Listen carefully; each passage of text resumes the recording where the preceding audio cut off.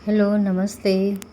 आज मैले एउटा मार्केटमा जलपिनो त हैन तर त्यस्तै खालको लोकल खुर्सानी पाएँ। त्यस्तै मोटो मोटो खालको, देख्नमा त्यस्तै जस्तै इन्डियन जलपिनो भने पनि हुन्छ।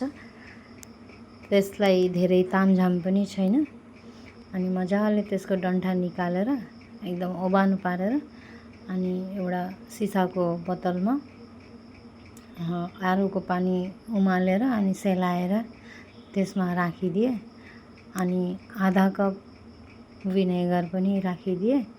यो भिनेगरमै तयार हुने अचार हो।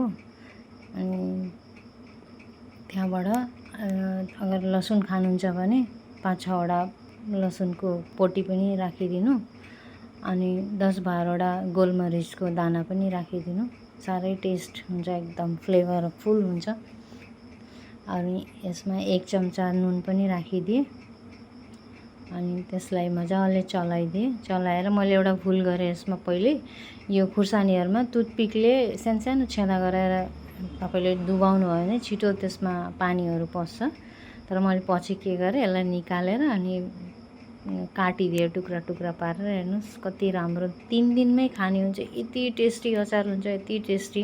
एक बार बनाउनु भयो भने हजुरहरु पल्किनुहुन्छ पनि। यसको काँक्रोको पनि हुन्छ, गाजरको पनि हुन्छ, त्यहाँबाट प्याजको पनि हुन्छ। बहुत मिठो हुन्छ। कसैले चिनी पनि दिन्छन् अलिकति, तर मैले नुनै दिएको धेरै टेस्ट पाएँ। र भिडियो हेर्नको लागि धेरै धेरै धन्यवाद। Thank you.